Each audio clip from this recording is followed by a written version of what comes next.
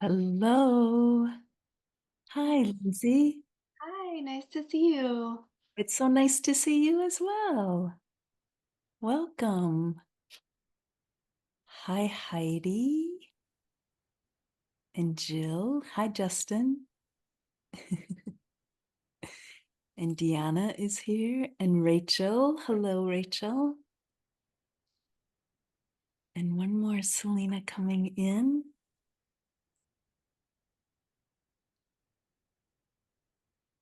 Well, it's great to see you all. Hello.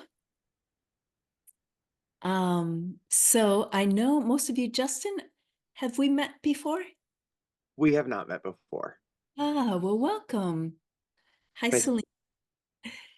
And Justin, where are you coming in from? I'm in New York. Oh, nice. Welcome. So everyone else here, it would be great if you want to in the chat, just kind of let us know who you are and where you're coming from and how you heard about Helix. That would be great, just so we kind of know for our own record as well who's coming in. And Deanna here is with me. She's another teacher with Helix, and she'll be kind of managing the chat. And Hi, everyone. this is one of our first classes, so you'll have to forgive if it's a little stumbly at first as we're kind of working out all of the technology, which is not my forte by any means. So we're just going to wait for a couple minutes to start the actual class to see who else might be coming in. All right, so I'm just going to look through these. Selena in Iowa. Woo, woo. Rachel from the Midwest. And I know pretty much everyone else is also calling from the Midwest, except Jill is in New York. So we have two New Yorkers, and the rest are representing the Midwest. Excellent. Lindsay in Indiana. Great. Yeah. And in Madison. Excellent. Excellent. Well, thank you guys so much. I'm wondering, I'm going to have to leave the participants, the waiting room open a little bit just to see if anyone else joins in. But I'll keep an eye on that. So, welcome. This is a beginner's meditation class as part of the Exploring Meditation series. And this series is part of 5 classes that the Helix Institute is offering, kind of as an introduction to the program that we are doing. And so I know some of you are a little bit familiar with it, but I'm just going to give a little brief introduction about it before we go into the actual class. But the Helix Institute and Healing Collective, this is a program that Deanna and I went through when we lived in New York City, and we graduated in 2007.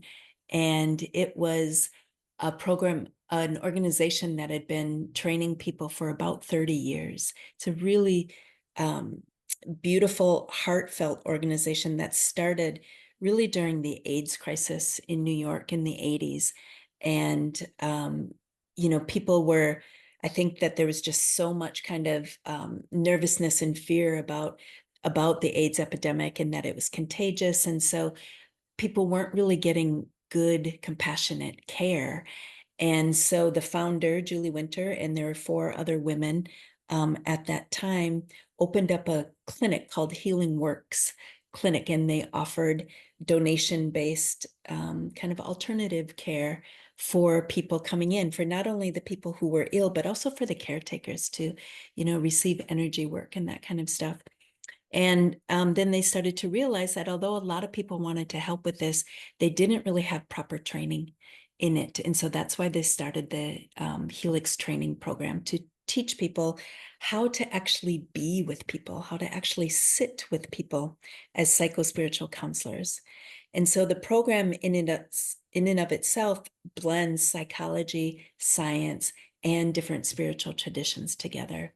And it's a really amazing program. It went on a little bit of a hiatus after our graduating class.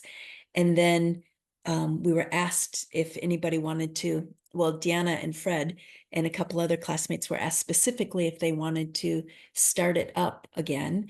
And then they brought me in, and we have, decided that this is really a time when we need this in the world, where people are looking for something more than just kind of this psychological or the science base of the mind. And so just I'll wrap it up really quickly, but the program really does bring in, there's a solid psychological base, which is really necessary to understand. And then there is this spiritual element where all of us are bringing in kind of what our paths have led us to. Mine is more of the Vedic yogic path. Diana has, worked into a lot of shamanic studies, a lot of kind of the ancient feminine goddess studies. We have people from all different traditions coming in to help us talk about, mental health and how to work with mental health through a variety of frameworks. So that's what we're all about. We're super excited about starting the program in January. And these 5 classes, or these 5 series, kind of give you a little taste of that. So with that being said, I think I'm going to go ahead and just turn this off, and then if other people come in, hopefully I'll catch them. So is anybody here? Again, I know most of you, so I know the answer to some of these questions, but do you have a regular meditation practice? Yeah, a little bit. Intentionally hoping, hoping to. Yeah, okay. So for me, it's really important to understand kind of what is your intention behind meditation. I ask a lot of people in my sessions, do you meditate? And they almost always say, I should meditate. I need to meditate a little bit more. And when I say, well, why do you want to meditate? The answer is almost always, well, I have too many thoughts in my mind, or I just need to calm down. And that's viable. That's a good reason to do it. But there's so many benefits to meditation. And, there's science-backed physical benefits to it, to, lowering your blood pressure, helping with stress, lowering stress, helping with anxiety and depression. I mean, these are all science-backed studies. And then there's the other element of kind of that connection, that deeper connection to self, that deeper connection to understanding that you are more than your mind, you are more than your body. And so there's different approaches to it. And the way that I'm going to talk about in this approach is really it's a practical technique to help you bring the benefits of meditation into your daily life. Because it's great if you can sit and meditate for 20 minutes every day, but really, what is it doing for you? What is it actually doing for you in your daily life? So hopefully these techniques that I give you will kind of lead you down that path a little bit. So I'm going to start from just really basics. And that starts with posture. So almost always you hear, sit up straight, keeping your back straight. And if you wonder, why do we have to do that? It's really the ancient yogis, when they started to, kind of talk about and pass on about meditation, the point for them to meditate was to allow their life force to rise from that root chakra, right at the base of your tailbone, all the way up to the crown chakra. So that Shakti energy that waits in those lower chakras rises up to meet Shiva at the top. And that's when that liberation, that self-realization happens. I realize not everyone is meditating for that reason anymore. Some people just want a little bit of peace of mind, but it's still important to understand that we really want to be able to sit up straight to allow the breath to fully come into the body, right? We know that our lungs don't go all the way down into the belly, that they technically only go to the lower ribs. But if you take a deep breath in and you use your intention, you can actually expand your belly, right? And that's really what we want to do in meditation. We want to be able to take those full breaths in. And so sitting with your back straight, you can, if you put one hand down by your tailbone And then you put the other hand behind your head, kind of where that occipital bone is, and you push back on that. That's going to straighten that spine. You kind of tuck your chin in a little bit. And then if you touch at the top of your head, most of us have a little bit of an indentation at the top. And you imagine that there's a string just pulling you straight through those 3 spots. That gives you that posture that you want to maintain. Because if you start to kind of close in like this, or you start to kind of extend in that way, what happens is you only bring that breath into the chest. Yeah, and in this case, you really want to bring that breath in deep. That's bringing in prana, that's life force. That's what our body lives off of, is this life force. Yeah. And so you're sitting up straight. Now you can sit, in a chair with your feet on the ground. You can sit next to a wall to help you sit up straight, or you can sit in the classic pose of sitting cross-legged. You can sit on a bolster, put that in between your legs if that's a little bit more helpful. You can prop up your knees.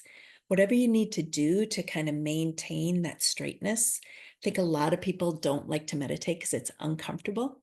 And so when you start, at least you want to be able to make sure that you can sit comfortably.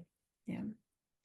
And so what do you do with your hands? You can rest them on your knees or on your thighs. In yoga class, you often see people in this position. It's a chin mudra or a gyan mudra like this. And the mudras are just language of the body. It directs energy, just like your feet. If you ever have reflexology, you have points of energy. Or points at the energy lines at your feet. Your hands have the same. And so when you see people doing mudras, you're just directing the energy in the body. And so this is a good one. It just circles that energy back into your body. But you can also just rest your hands on your legs. If you have them down, it's a little bit like a grounding. And then if you flip them up, we say that's a little bit more receiving energy. But just experiment with it. See if you actually notice, does this feel different when I have my hands in one position and when I have them in another position? Because this is a thing, it's like maybe mudras really fascinate you. And so you start reading about mudras over and over again. And then when you're actually meditating, you're thinking so much about what you've read, about what you're supposed to experience when you do different things, that you miss out on the experience you're actually having. And so experiment a little bit. What does it feel like to move your hands around in different positions? Yeah. And then the eyes open or closed. Most meditation, the eyes are closed. But if you find that when you sit for a few minutes, you all of a sudden are starting to nod off a little bit, it might be helpful if you open up your eyes and just look down the bridge of your nose, the really soft focus on the floor or on the table, whatever you're sitting at. So your eyes are barely open. And sometimes that's enough to just keep your focus there. Otherwise, most of the time you're meditating with your eyes closed. The last question is breathing through the nose or through the mouth. So again, most meditations will be pretty specific and they'll tell you which way to breathe. If you don't hear anything, it's usually through the nose. And that's because the nose, when you breathe through the nose, it's more of an internal focus. When you're breathing through the mouth, it's a little bit more active. And so you can kind of feel when you're exhaling, it's a little bit more active and a little bit more external. So most of the time you're going to breathe through the nose unless they say specifically to breathe through the mouth. Of course, if you have asthma or deviated septum or something, you can't breathe through your nose. You got to breathe, simply breathe through your mouth. So those are kind of the basics of how to set yourself up. It's really important that you start where you are. And so if you're like, I cannot sit up straight, I just can't do it, and you need to lay down and you're not going to fall asleep right away, then lay down. Like it's your practice. So you figure out what works for you. And so as we're sitting, the last thing I'll say about kind of the setup is what you almost always hear in every meditation class is find your breath, come back to your breath. And the reason you hear that is because our mind is almost always thinking about What am I going to do later? What should I eat? Or I can't believe I forgot to do that last night, or I need to send that email. Your mind is almost always in the future or in the past, but the breath and the body always in the present. So when you hear come back to your breath, what you're hearing is come back to the present, come back to now. You can't breathe in the future, you can't breathe in the past. And so when you focus, when you direct your mind to that breath, then you know you're back in the present. Does that make sense? Yeah. Okay. So let's just start out a little bit with making sure that you're comfortable. If you need to go grab some pops, grab some props. Or if you want to kind of rearrange, you want to sit differently, now is a good time to do that just to get yourself adjusted. I would do the same.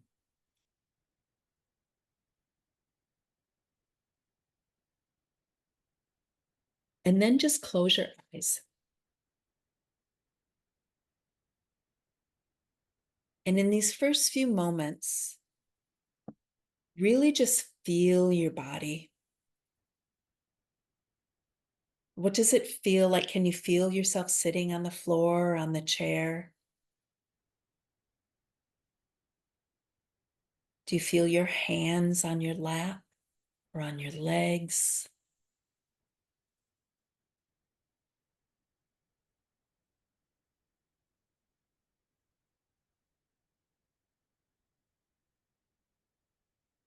And notice the sounds around you. Sounds are always a big distraction for most people. And this is a thing, it's very rare to find a silent space. Even where I live in Bali, you don't find silent spaces. And so as you hear those sounds, just let them become part of your environment. Let them become part of the space. The work is that we find that stillness inside so that no matter how chaotic the external world is, you can always take that breath and find stillness inside.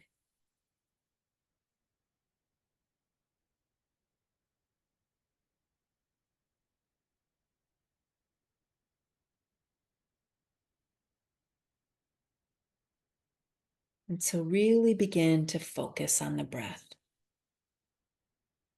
And what that might mean for you is maybe you feel it coming into the nose, it's a little bit cooler. You maybe hear or feel it coming down the throat, into the chest, into the belly.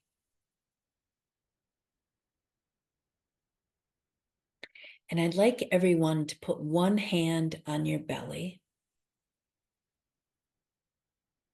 and just notice when you breathe in, when you're inhaling, is your belly expanding? And when you're exhaling, is it contracting?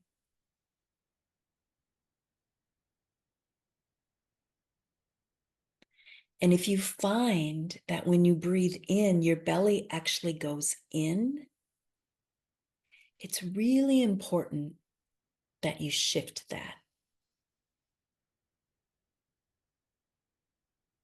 Sometimes what happens when we're quite young, or if you have children, you might notice this, or maybe you know this about yourself. You know how when kids get really emotional or excited about something, they can stop breathing, right? It's too much stimulation. And if that's the kind of child you were, or if you have had experiences where it's been too much stimulation, you might have that natural reaction to stop breathing. And if that's not corrected, you'd be surprised at how many people still in their adulthood are only taking these shallow breaths. They're not fully breathing down into the belly. And so here's an opportunity, if you're noticing that about yourself, to use your intention and attention When you breathe in, the diaphragm naturally pulls down and the ribs will expand laterally and the belly goes out. It expands. It doesn't have to be huge, but it expands. And when you exhale, the diaphragm pushes the air out and the belly goes in.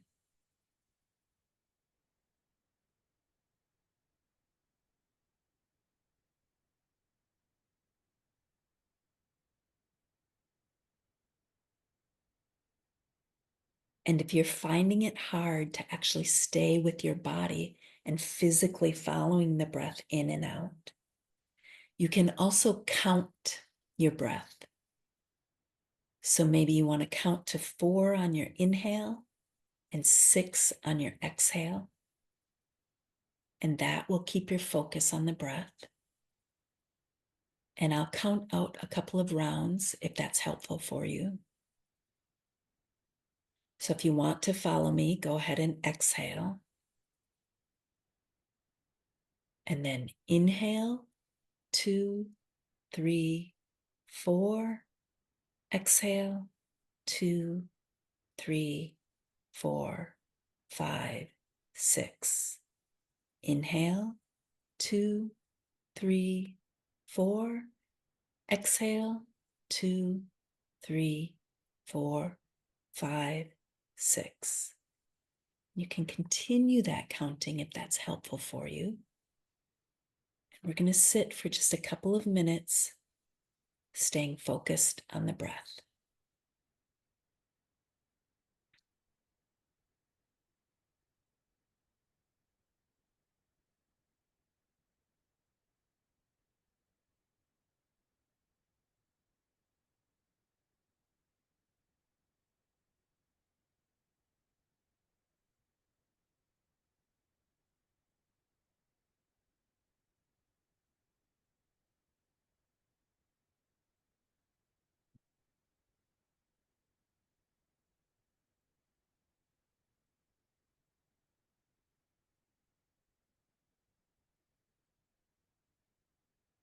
Just following the breath in and out of the body.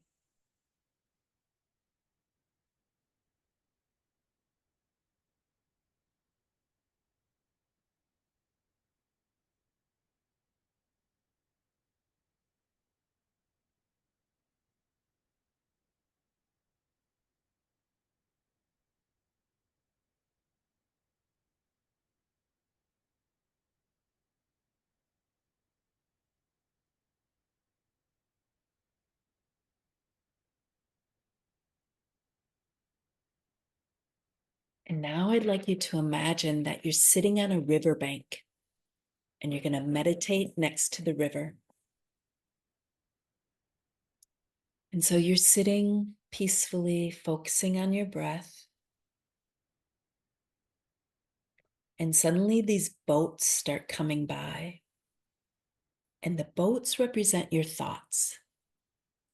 So you don't have to pretend you don't see the boats, turn the boats away, there's no boats coming. Meditation isn't about pretending. Your mind thinks, that's what it does, that's its job.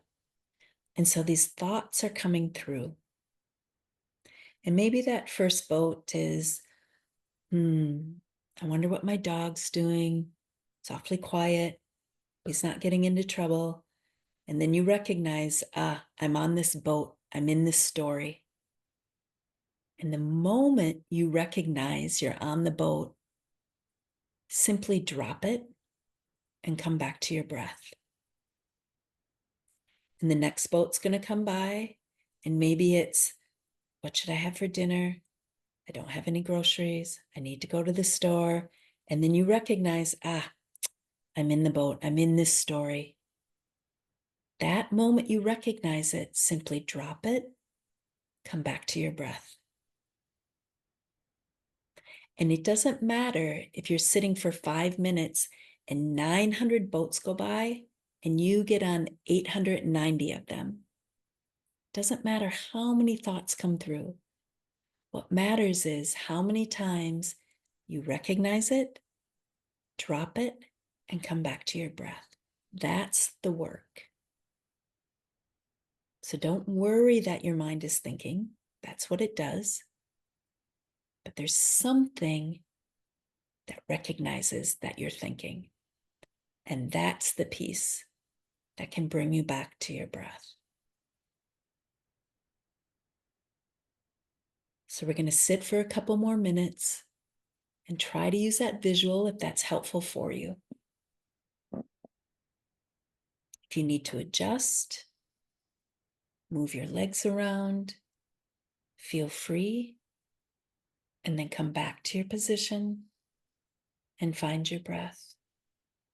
There's nothing wrong with starting over and beginning again. That's the point. Come back to the beginning.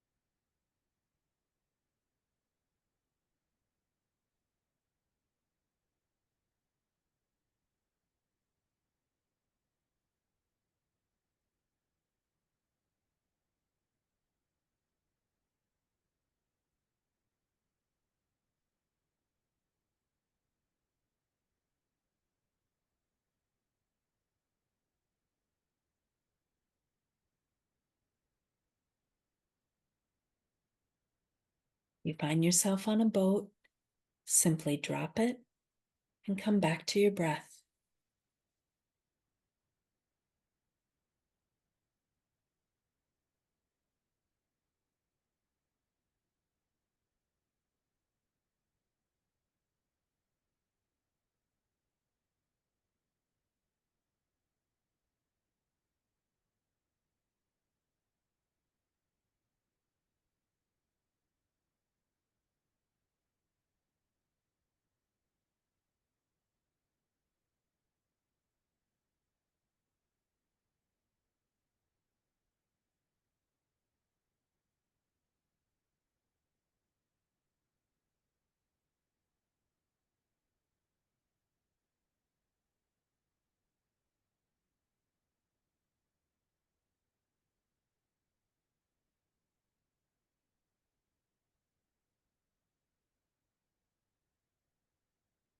Follow the breath in and out of the body.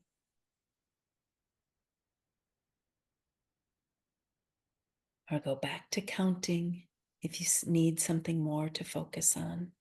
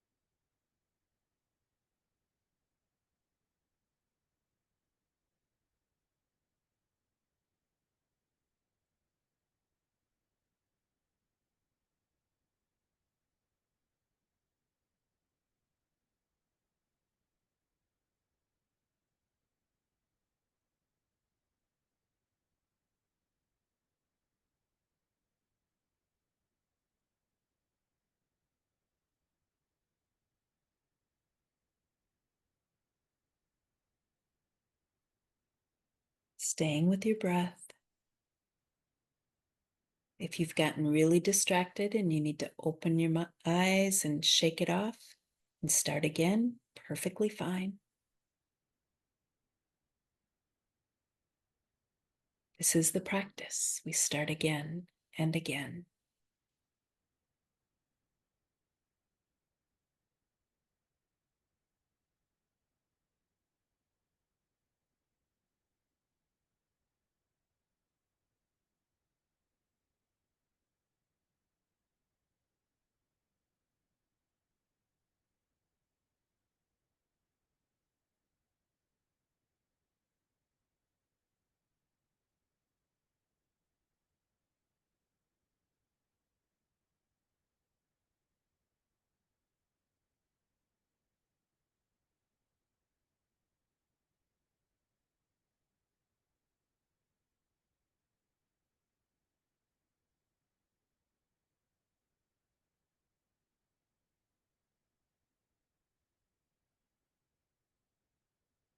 And taking a deep breath,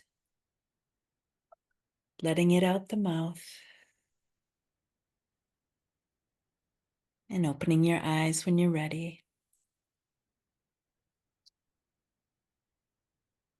So that was a 5-minute practice, which is a really great starting place for a practice. Did it feel like 5 minutes? Sometimes it feels a little bit longer, sometimes a little bit shorter. Yeah. So that's a really great place that you can start with even just 5 minutes. And it doesn't matter if you lose track, right? And you just have to open your eyes and kind of shake it off and come back. It's a practice. It's called a meditation practice for a reason. You have to actually practice. Yeah. And so I want to explain a little bit about why that particular practice was so helpful for me. There's many different ways that you can meditate, right? And you have to really find what one actually works for you. But the reason why this one for me was so impactful is that when you start to do this for consistently, so even if it's just 3 minutes or 5 minutes a day, but you do it after a week, 2 weeks, 3 weeks, 4 weeks, what you start to notice is as you sit, those boats start coming. Like I said, at first, maybe you sit for 5 minutes and there's 900 boats going by and you're getting on almost every single one of them. But the more you practice, what you'll find is number one, the boats may come by and you may acknowledge them, but you don't necessarily get on that boat. You're able to stay focused. And number two, more and more space starts to grow in between those boats. So maybe you get on that first one and it's, oh, I need to do that for work. And then you come back and then there's a little bit more space before that next one comes through. And that's the key. That space in the middle, when you're not in a thought, you're in pure, potent presence. So what that means is all of your energy is here, right? We know that we are energetic beings. We know this, that is not woo-woo talk. We are made of atoms. Atoms are protons, neurons, electrons. That's energy. We have an energetic field. Our thoughts are energy as well. And energy flows where attention goes. So if you're thinking about what you're going to have for dinner or breakfast or lunch, the more you think about it, right, your mouth starts to water, your belly starts to grumble, it becomes bigger and bigger and bigger. But if you don't think about it, you shift to something else, it goes away. It may come back, but it goes away. Energy flows where attention goes. And so when you're sitting, and at first you get lost in these thoughts, but after a while, you're not grabbing towards this thought or pushing this thought away. You're in pure, potent presence. All of your energy is in one place. And what starts to happen is maybe you have that one thought, that thing you've been trying to think of forever slowly comes up, or you have some real creative or inspirational thought. You know how like when you're in the shower and you're like, oh, that's what I've been trying to think of. It's because you're completely present. You're not thinking about anything else other than just being right there with that water flowing down. And so your natural intelligence has space to actually show up. We spend so much of our time trying to push this away. I don't want to think about this. I don't want to feel this way. I don't want to feel that way. It takes so much energy to do that, right? And so in these moments where we're training ourselves to come back, come back, come back, we get these gaps. And another thing that starts to happen is you'll notice maybe you go to work and you have this kind of contentious relationship with someone at your work and you hand something in to them and every time they say, yeah, but you forgot to do this. And every time you snap back at them as, oh, I hate it when you say that, right? And it's just this cyclical thing that's been happening for 3-4 years every single day. And so now what happens when you do this practice consistently is you go into work, you do whatever you have to do. They're going to say the same thing that they've always said because you're not changing anything externally, but you're going to start to have these little gaps. So where you would an automatic pilot come out with this reaction, you're going to start to have this little gap where it's like, oh, this is where I usually say or do this. And the first couple of times, it's probably still going to come out of your mouth. But then one of those times it's going to be a longer gap, and you're going to think, this is where I usually say or do this. And in that moment, you can choose to say or do something differently. And that's the key. This is how you start to make changes in your life. And if you're in a situation at work where, you've had this conversation for 3 years in a row, right? And even if your boss or whoever it is a jerk, even if they are wrong, you've been having this conversation over and over again, you're not getting anywhere. So choose your suffering. Yeah, choose your suffering. Go ahead and bang your head up against the wall if you want to, or choose to say something differently, or maybe don't say anything at all and just walk away. And then your day is on a different trajectory. And I'm not saying if you usually say, oh, I hate it when you say that, that now you're like, oh, I love when you say that. That's not reasonable either, right? But there's a lot of options between I hate it and I love it. A lot of different things you can say in between there. And I'm also not saying that if you change the game and you say something different, that person is going to have a positive reaction to it. People don't like when someone changes the game and they don't tell them. But at least something has changed. The energy has shifted. And that's how you actually make changes in your life. Does that make sense? In theory, it sounds really simple. Execution takes some practice. But when you are able to start to actually catch yourself and control what comes out of your mouth, that's huge. That's really a huge benefit to actually navigating your day, navigating who you want to be out there in the world. The last thing that I'll tell you about that happens from this practice is, so as you're going through this, and like I said, you start to have these bigger and bigger gaps where you're not thinking about anything and you're in pure potent presence. So sometimes people say, I don't like to meditate because I end up feeling worse when I meditate. And what I believe happens with that, just as your thoughts are energy, I believe the emotions are also just energy. And you get an emotional reaction to something, a body reaction to something, and then the mind jumps in and is like, oh, remember you're really mad about that, or you're sad about that. And so when you're sitting in this space and you're not pushing anything away or grabbing at something else, sometimes that emotion that maybe you've been holding back for the last 3 hours or the last 3 days or the last 3 weeks, it has the space to actually show up. So it starts to come up, to come out. And in that moment, when you start to feel that, my suggestion is that this whole time you've been focusing on your breath, and now you feel this something, the sensation in your body. Now shift your focus to the sensation. The key is the minute you feel it, your mind is going to jump and be like, oh, remember so-and-so said that, or that reminds me of this. This is where you have to, okay, I'll take that to my journal, to my therapist, to my partner. Right now, I'm going to deal with what does it feel like, not why does it feel this way. And that's the hardest part. But if you can actually do that and you can stay with that sensation, and maybe you have to say, what color is it? Or what color do I imagine this sensation to be? Maybe it's red. Is it hot or cold? It's hot. Your mind's going to jump in. You're really mad about this. Okay, noted, but really stay with it. It's moving up in the belly. When I breathe around it. I'm not breathing through it. Remember, energy flows where attention goes. So the more that you focus on it, it's going to become bigger and bigger and bigger, and it's going to come out. You might have to move your body, scream, cry, do something to allow that energy to come out. Yeah. Let it, if it's coming up to come out.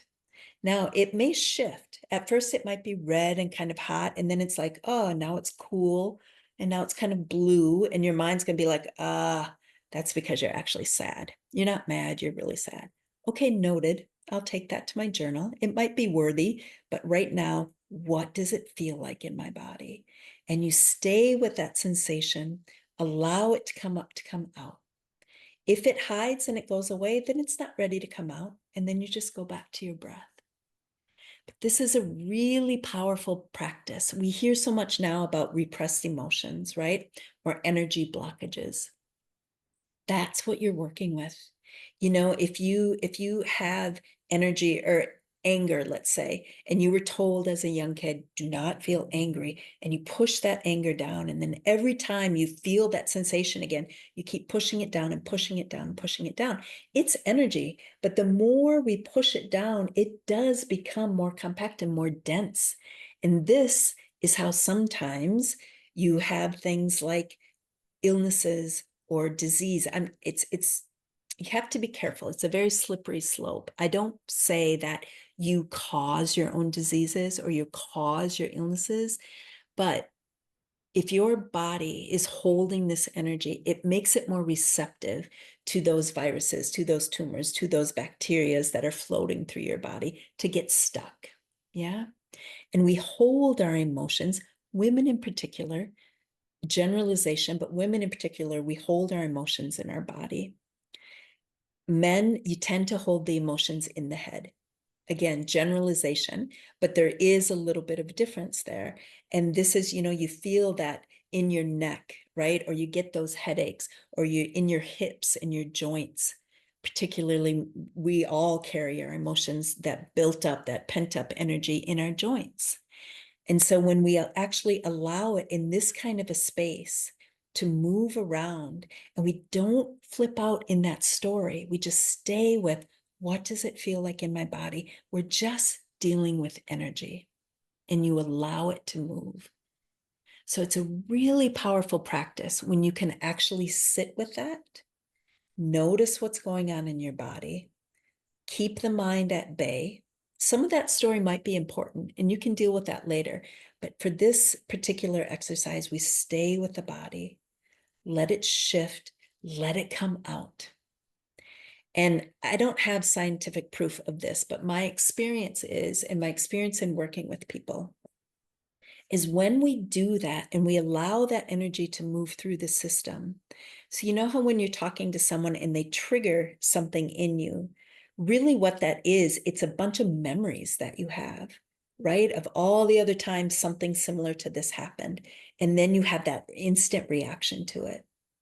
And then you get caught up in it, whether it's 2 hours or 2 weeks or 2 years, you're holding on to it.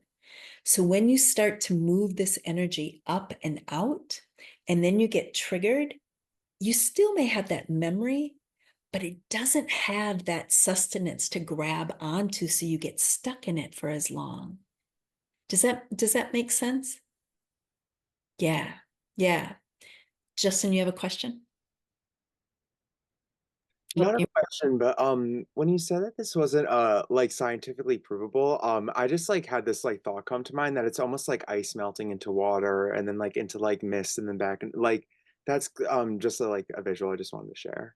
Yeah, exactly. Exactly. Because we're shifting that. And when we can kind of contain it as it is just energy, right? It's the mind that puts that story or that intention behind it. And we are just made of energy. And so we allow that to shift from that solidness in the body. It moves into that fluidity, and then we let it out, right? Yeah, that's a good analogy for it. So it's a really powerful practice when you can actually sit like that and stay with your breath. But then when you do feel that sensation, you can go into it. And if you suffer from depression or anxiety, that might scare you a little bit. And I know a lot of people don't like to meditate if that's the case. And my suggestion for that is start to gauge how long you can sit before you know that you kind of get spun out in the mind. And maybe it's only 2 minutes. And then you're like, I'm losing it. And you're in the mind. When you start to meditate the next time, set an alarm on your phone for like 1 minute and 30 seconds. Set it for just below what you know your threshold is. and start to practice in that way. And after that minute and 30 seconds, have something ready to distract you. Have your journal, have a glass of water, have a conversation with somebody in your house. Like, set yourself up to succeed. It's a training of the mind. It's a training of the mind. We want to be able to come back to the breath. So just like you go to a gym, you don't start with the heavy weights, you start small. And so if that scares you, start small, whatever that is, even if you're like, I can't sit for a minute. Okay. So maybe when you wake up, you get up, you sit on the side of your bed, and you take 5 really deep, full inhales and exhales. And that's the beginning of your practice. It's a focus of the mind. It's a calming. And then you go on with your day. And you do that for a week or two. And then maybe you build into 10 breaths. And then you realize you're actually sitting for 30 seconds or a minute. And that's the seed of your practice. But you have to find what actually works for you, right? I understand there's a lot of science behind sitting for 20 minutes. And this is what happens when your brain does this. And it's all valid, obviously, very valid. And there's whole programs built on how to use meditation to help you with certain, whether they're emotional or mental or physical things that are bothering you. But if you know that you're not going to sit for 15 minutes every day, if you know yourself well enough, then it doesn't matter what the studies are. Start where you are. I started with 3 minutes a day. I had all kinds of practices that I tried, and I could not stick with it. I'd do it maybe 2 weeks, 3 weeks, and I'd drop off. And then when I joined Helix, it was required that we had a meditation practice. And so I had to really sit, like, it's something I wanted, but I just couldn't get myself to do. So I had to sit and just be really honest, like, what will I do? No one has to know about it except me. And it was like 10 minutes. And I knew I wouldn't do 10 minutes. I was living in New York City. I was an event producer, got to catch the subway, so much to do. And it came down literally to 3 minutes. That's what I committed to, 3 minutes, 4 days a week, because everybody's got 3 minutes. I couldn't reconcile that I didn't have 3 minutes. And that's what I started with. And it wasn't that, after I did it for a while, it was like, oh, I feel so peaceful sitting for 3 minutes. That's not what it was. What happened is when I didn't sit, it was like, I can tell I didn't sit today. There was just something that I could tell a little bit difference from. And that's when things shifted for me, because most people, meditation is just another task on their to-do list. And who wants to do that, right?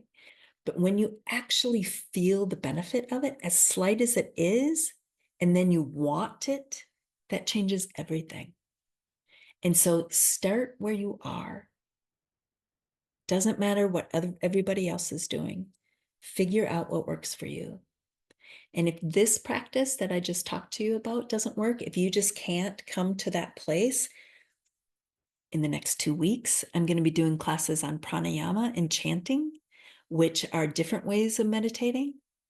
There's guided meditations. There's yoga nidra, which is a yogic meditation where you lay down and you're taken on a journey that drops you below your consciousness. There's one pointed meditations, maybe it's sound meditation. Like, there's so many different kinds, and find what actually works for you. And then commit to it. That's the key. Commitment and consistency over and over, and then build from there. My first yoga classes were at 24 Hour Fitness in LA. Like, that's where I started. And so I have no judgment about how or when anybody starts their practice, because you find what works for you, and you never know where it's going to be. Like, one teacher says one thing that's just like, oh, I've known that, but this time it actually hit. Yeah. All right. So are there any thoughts or questions? I'd love to hear about, if you're like, this is what I have a trouble with meditation, or about the practice that we just did. Anybody? You got it? Yeah, go ahead, Justin. So for me, I have ADHD. So my mind is like race car central. So walking meditations were always like my thing. So it's like going on a walk and it's like it's like I would connect with my breath and just like and like as I walked, it was like it almost like creates like a rhythm. And it Yep, was like as the rhythm was created, it was just like keep coming back to the breath and it was like stimulating and also moving at the same time. yep. And have you been able to find a practice, or has that become your practice? That has become my practice, absolutely. Yeah, that's great. That's great. You remember that it's a training of the mind, right? To come back to now, to come back to now, so that in your daily life, when you're sitting at your desk, right, and there's people texting you and there's someone knocking on your door and your little dinger is going off for all your emails, you can just stop, take a breath, because you're already in that rhythm. You know, when you first start meditating, sometimes it takes 3 or 4 minutes for you just to settle, to come down. And that's why people say, try to meditate at the same time every day, same place if you can, because your body gets that kind of muscle memory, right? So at first it takes 3 minutes to settle down and to be able to find the place and to be able to get into that place. And then after you do it 3 or 4 weeks, then it only takes 2 minutes. And eventually it only takes about 15 seconds for you to sit down. Your body's like, oh, I know what we do here. And you can go into that. And it's the same with that, with walking, right? If you know that this is what we do, this is where the calming is, your body remembers that. And your body and your mind need to be in a calm state in order for healing and transformation to actually happen. And as Westerners, and again I speak generally, but I am a Westerner, um the biggest difference for me when I moved to Asia was it's like, okay, give me the 1 2 3 on how to meditate, right? Give me the steps. Okay, now what do I do? Okay, well, just sit and breathe. I remember my teacher telling me, okay, let's just sit. And we sat and we sat, and I'd be like opening my eyes, like, and then, and it's like, what do we do? What do we do? What do we do? And when we just bring it back to that simplicity, even just sitting with your breath, that alone is meditative. And it's about coming into the present, so that when you're triggered by something, you can deal with that in the moment. And you might have righteous anger about what's happening in the moment because something wrong happened. But at least when you respond to it, you're responding to it in that moment and not from the 25,000 other times it's happened in your life, and you're coming at it with all of that. And this is one of the biggest benefits of meditation, training your mind to come back, come back, come back to now. Yeah. Yeah. Jill, you have a question? It's more like relating. So I come to it from a sort of the opposite, that I'm a coach and I've trained in a lot of mindfulness techniques, and a lot of things in the coaching world are starting for me to shift my relationship to them because they feel very commercialized. And so I'm trying to sort of deprogram that and really go back to more ancestral and indigenous practices. And so I'm interested in, I have the app and I know how to actually teach the program that has the app. And Mhm. that's great. And I can do up to 12 minutes on the app. And it is fantastic. It works. No question about it. It's like Insti meditation program, but I really would like to explore meditation and shift my own relationship to commerce, Mm. and commercialism. So, I'm in the same club as you, Justin, the ADHD club. So I'm looking to do it from a different standpoint. So I get I get that, when you keep practicing, and I also learned the minute you stop practicing, that neuroplasticity goes away and you have to kind of start over again with your practice when you go away from it too long. So I just sort of wonder how, I guess, guess in the Western way, I sort of wonder how long it takes to like be able to like sustain a longer practice. Yeah. like that. Yeah. And I would say it's about practicing Yeah. just over and over and over again. You know, I've had a meditation practice now. I started in 2003. So it's been 21 years. But the thing is it's not the same. It changes all the time. But there was about, well, the most recent, there was a 4-year time slot where I practiced in the morning and in the evening. It was part of a sadhana that I did. And that was very strict. And there were other times before that that I had really strict practices. And I think that at a certain point, it becomes ingrained in who you are. So now my practice is much different. I do a lot of pranayama and a lot of chanting. And I feel that I'm pretty good at staying in the present all of the time. Like there are times that I obviously get knocked around, but in general, I can stay pretty present. And that's the thing about meditation. All of these classes, all of these techniques that we do, they're just practice. Meditation is an actual natural state. It's a natural state of being in the present. And we can all get there and we can live in that state. And all of these techniques are practice for that. But understanding how the brain works, but also for me, there's also a strong spiritual component to it. And that comes after you have to kind of work through the mind process for me to be able to get to that real understanding of it. Yeah. Thank you. Yeah. So, we're just about out of time, but thank you all for joining. I hope that it's informative. I hope that there's pieces of it that you can use. And if you're around on Saturday, and thank you for following the change of dates and times here. It was a little messy, but I appreciate that you were able to follow it. And now we will go back to the regularly scheduled times on Saturday. We're going to work a little bit deeper in meditation. So if the silent piece of it is a little bit hard for you, or if you just want to try a different kind, join us. We'll do it again at 5 a.m. New York time and 7 p.m. New York time on the 14th and the 21st. And then after that, I'm going to put up one little thing here. Hold on one second so you can see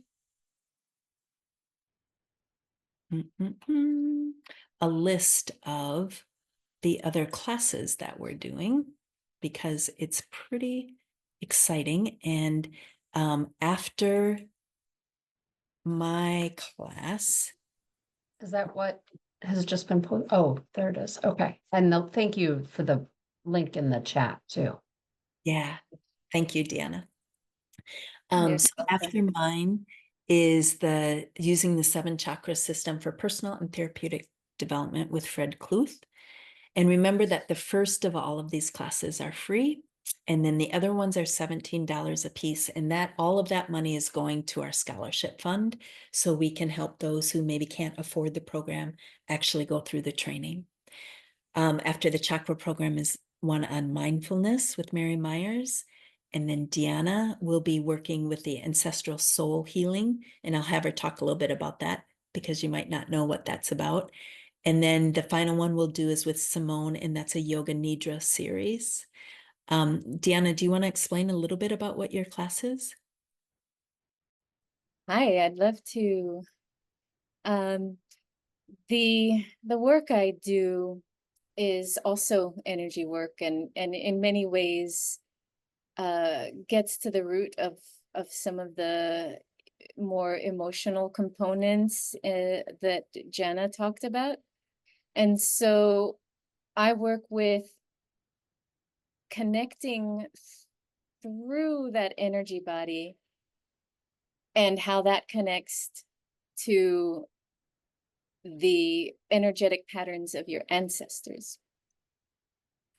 And so we'll go through a series of classes where we'll explore and discover the different ways we can connect, and it's similar to a meditation practice, different ways that you can also come to practice connecting with and working with and honoring your ancestral lineage and your connection with your soul. Yeah, it's going to be beautiful. Going to be beautiful. I mean, if you think about it, right, we know that when we are in the in our mother's womb, right, or when, let's say, when your mother was in in your grandmother's womb, we know that at about 4 or 5 months, that fetus, if it's a female fetus, forms all of the eggs that they're going to hold, right? And so if you think about that, your grandmother's blood is running through her body already. And then if your grandmother was in the womb of her mother, right, and your mother was formed in 4 or 5 months of gestation there, you can just see how that lineage goes back, right? And then epigenetics has shown us how, we carry some of that through. So I think that's going to be a really interesting class. And lastly, I will say, if you are interested in the program, we have the Helix Circle community, which I think most of you have joined in. We also, in New York, we're going to have a live presentation on October 6th, and that's listed on the Helix Circle community, where you can come and you can meet a bunch of us. We can talk about the program. You can ask questions. You'll hear from some graduates. And then also we'll do some online presentations too. So for people, it is an international program. We're really hoping to bring people from all around the world in. And so we'll do some online presentations as well. Deanna, did you have anything else you wanted to add before we close up? I'm just going to add in that link to the live presentation in New York, so you have that directly. And for those of you who are nearby, I look forward to seeing you there, and thanks for joining us here. Yeah. So thank you all. And yeah, feel free to connect if you have any thoughts or questions about the program, and would love to see you next week as well.